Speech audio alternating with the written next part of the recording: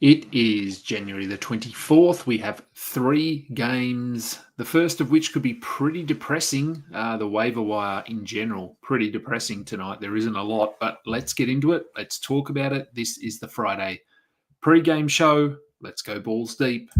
I'm the type to get shit done. You the type to observe.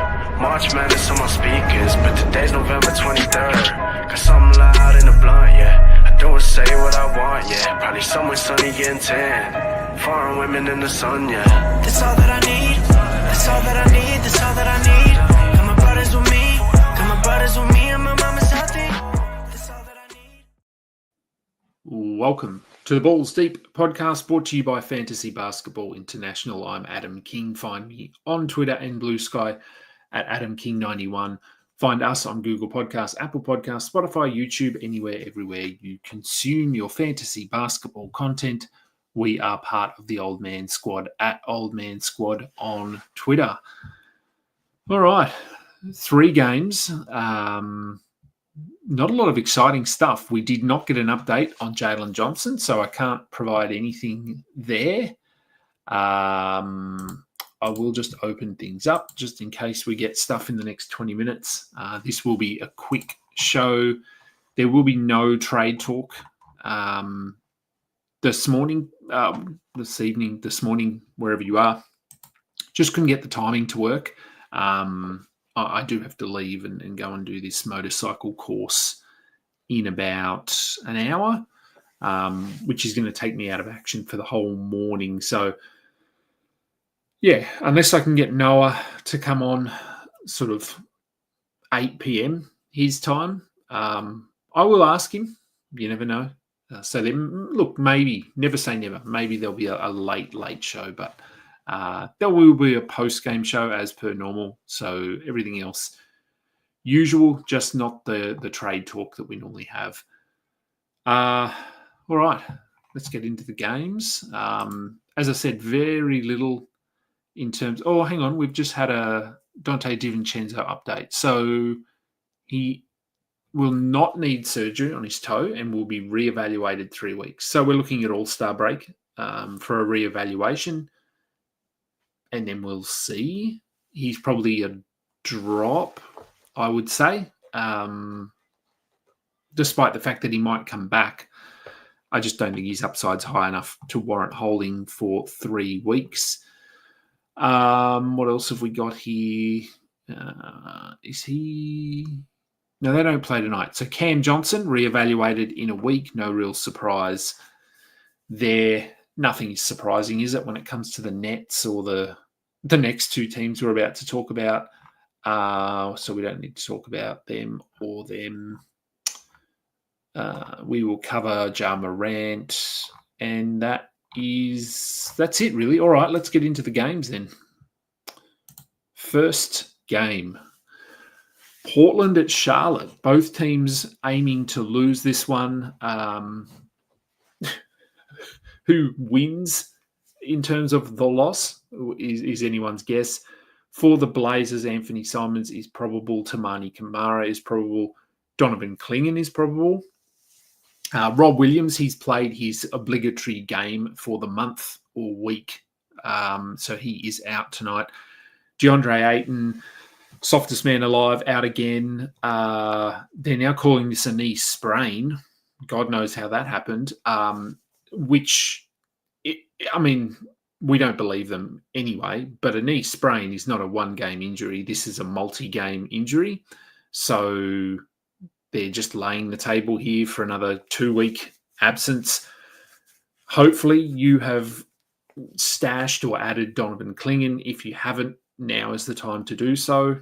Don't think he's available in any of my leagues, actually.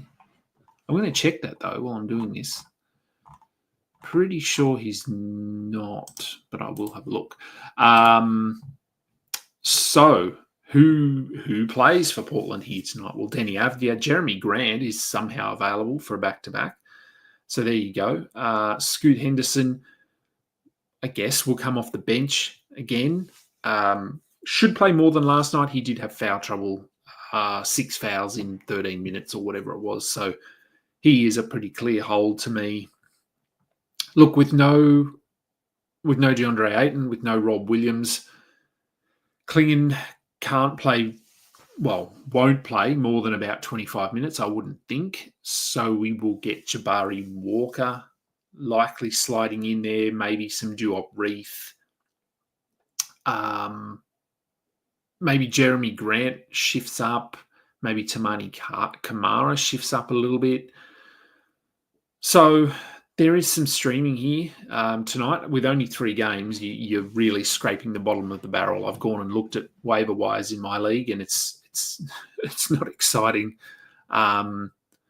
Players that could be available that you could stream in: Jabari Walker, maybe. That's probably it. I think the rest there's a good chance that Simons, Kamara, Avdia, Grant, Klingon, Henderson, Sharp are all rostered. Let me just check that Donovan Klingon in my leagues. Well, that one wouldn't be updated. That one I don't care about. Yeah, he's sort of been picked up, I think, in most leagues. Except for one. Let me go and check that one. Charlotte. LaMelo Ball, Miles Bridges, both questionable. This was not surprising at all when they popped up on the injury report, knowing that they were going to be playing Portland. I would assume they don't play. I don't know. It's so hard to know. LaMelo probably not. Miles Bridges. Nick Smith should probably have been added. If he hasn't, go and add him. Josh Green plays good minutes anyway. Usually doesn't do much, so I'm not really prioritizing him. They're probably going to have to roll with some Micic. He is also very unappealing. Where would I add him? I don't know. If you need assists, I guess you could give him a look. Josh Okogie, if you need steals. It's been a pretty interesting couple of weeks for him. Now playing on a team like Charlotte.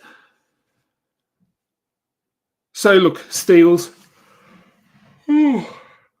Sorry as I do my usual morning yawn. Diabate, if you need some rebounds, again, on a usual night, no. But when there's only 3 games, you just really... Well, you're basically just targeting guys that are going to play. And Diabate will play. So if you need big man stats, give him a look. But we really need to see if LaMelo and Miles Bridges are out before we make any major decisions here. Second game of the night, Cleveland at Philadelphia. For the Cavs, Karis LeVert is questionable. It doesn't make too much of a difference here. Depending on what version of Philly we get, then maybe we get a little bit more LeVert. Maybe we get a little bit more Strus if we get the bad Philly. If we get the good Philly, then they'll lean more so on the starters. Mobley remains out. Isaac Okoro is out. Dean Wade he starts usually anyway. Strus is I guess, the different player there. Hasn't really been playing starters minutes. If you wanted to pick him up tonight, I think that's an okay move. Same for Niang. He can get you some threes. Sam Merrill. Again, we're clutching at straws, but welcome to a 3-game night in the NBA. For the Sixers, Paul George will play. They are without Drummond, Lowry, both Martins, Embiid, of course. So Yabusele will start.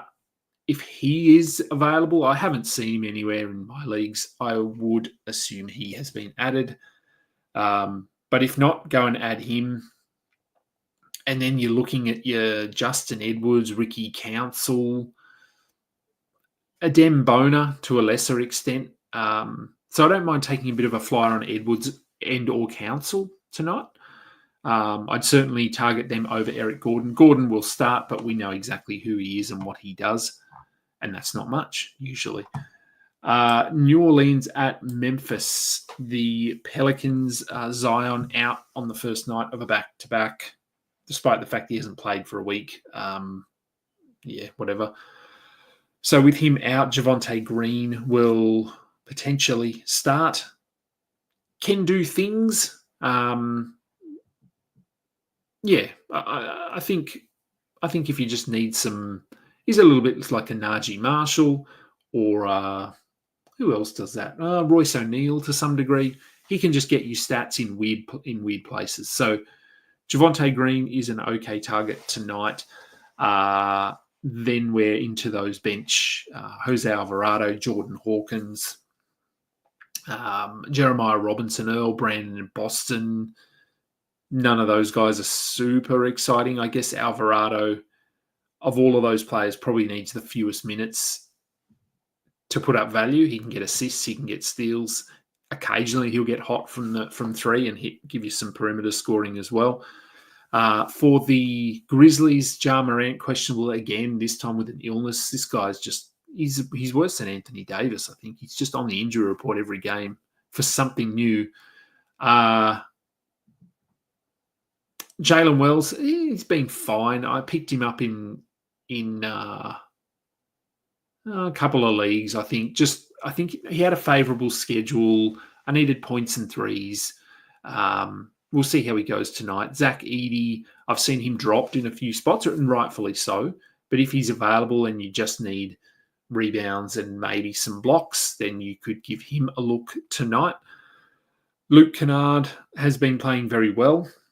Should probably be rostered. He's close to it anyway. If he's available, I definitely have him towards the top of the streaming table tonight. Brandon Clark has arguably been better and more impactful than Zach Edey. He's not playing significantly more minutes, but I don't mind him tonight as well. And Santi Aldama, if he plays, he's questionable with an illness. I guess both he and Ja Morant have the same thing. So if Aldama is out, we get a little bit more of probably Brandon Clark, some more Jay Huff, a little bit of GG Jackson, but nothing significant, I don't think. And Scottie Pippen, if Ja Morant is out, it's actually been Kennard that's been the bigger or the bigger beneficiary. Yeah, that's probably a word. Bigger beneficiary with Ja out. It's been Kennard who has seen some spot starts. So again, he would be my preference, but Scottie Pippen would jump straight into that streaming consideration for assists and steals. All right, let's get into some quick questions as I just check player news. Let's see if anything has been added. It has not. Okay. Jay Sizzle, good to be back. Yes, did a show last night, which was a long one. We had a lot to talk about. This will be much quicker, so I like that. I appreciate that. In two of your leagues, Shining Knight, you have 0 games. I don't know if I have any zeros tonight. I have a few ones, and then I randomly have a league where I've got 6 players. So, yeah, I think I've got Jalen Wells. It's not Ja Morant. Trey Murphy. LaMelo, if he plays. Anyway, it's very up and down. Do I think Hartenstein has value rest of season? Yes, I do. Yep. I'm not too worried about him in terms of I haven't changed my projection on him. Let's put it that way. Obviously, games played, yes, but in terms of what he can do when he's on the court, no. Jimmy Butler being suspended for even more games. Yeah, that's. We could add him to the list. I don't know what that's for, but yes, good old Jimmy. Would I drop Trace Jackson Davis for Donovan Clingan? Ooh. Long term, yes. If we're looking beyond the next couple of weeks, yes. Because I think Trace Jackson Davis, his role is, we've seen the Warriors have played their hand here. They're going to be very up and down with their rotations. There's no consistency. There's no indication from Steve Kerr that he's of the opinion that Trace Jackson-Davis has to start and play minutes in the mid-20s. That it just hasn't been happening. So I think right now, Jackson-Davis is probably slightly safer because he is playing. Klingon was not out of the rotation, but he wasn't doing much. But as I said, if there's any truth to the Blazers injury report, which I highly doubt, then a knee sprain for DeAndre Ayton to me would indicate that they are hoping he's played his last game for them. So, yeah, I think I'd probably take the flyer on Klingon here. Thoughts on Keontae for the next few weeks? Picked him up. He's doing well so far, only 10 points, but I don't know if he's a keeper. Look, I think he probably is. I know it gets harder and harder as we get closer to the trade deadline. I think Sexton will be moved, or there's a decent chance that they will be trying to move him. If that happens, then absolutely we have to hold Keontae because it will just be him and Isaiah Collier for the rest of the season. The Jazz, I mean, really, it shouldn't make a difference whether they have Keontae on the floor in terms of winning games. Having him out there doesn't make them a contender or anything like that. So I'm hoping that once we're through the trade deadline, Lauri Markkanen, I think, he'll continue to be rested. Apparently, Walker Kessler is tired all the time.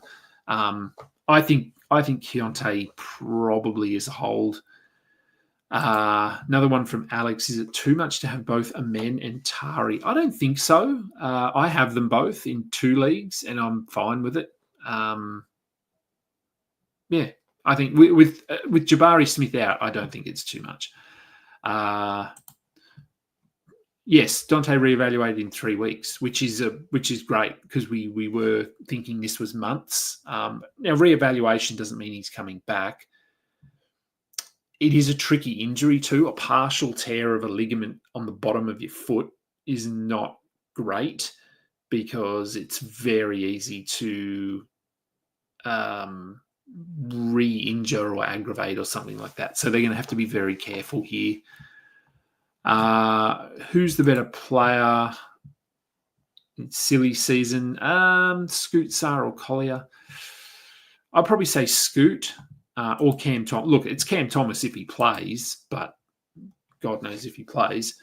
So I'd say probably Scoot. Yeah, I think Scoot. Would I drop Tyus Jones, Kaysen Wallace, or Isaiah Collier for Veet Krejci, considering one of them as a stream spot?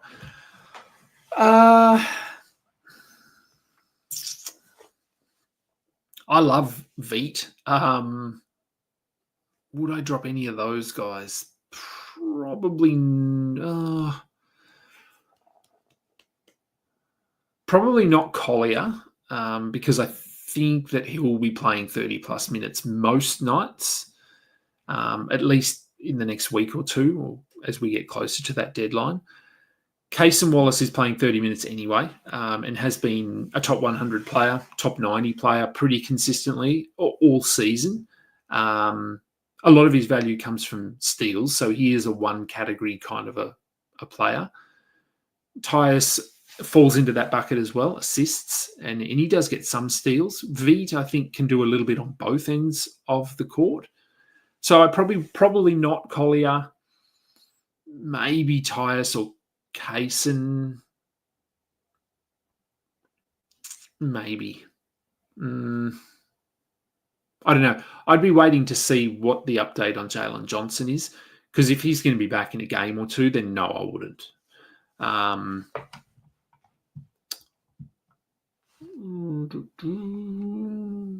Shining Knight got Ayton super late in the draft, and I'm disappointed. Yeah, I'm sure you are. What a bum. Yes, that is true, Matt. TJD his minutes are wildly up and down, and the Warriors' rotations are, there's no way of predicting them. Thoughts on Mike Conley? Look, he was good in the last game. That was probably the first game in, 2 months that he's been good. With no DiVincenzo, they would love for Conley to play better. So if he's available, I would certainly take a flyer on him. What's his name? Nikhil Alexander-Walker has been okay, but hasn't really taken that next step. So I don't mind taking a chance on Conley and just give him maybe 2 games.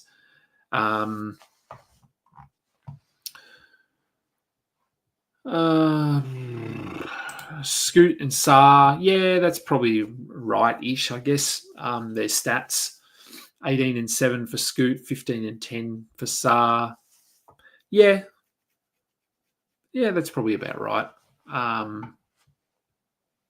Scoot can get obviously some steals as well. Saar will get you blocks, so that they'll both contribute in those areas.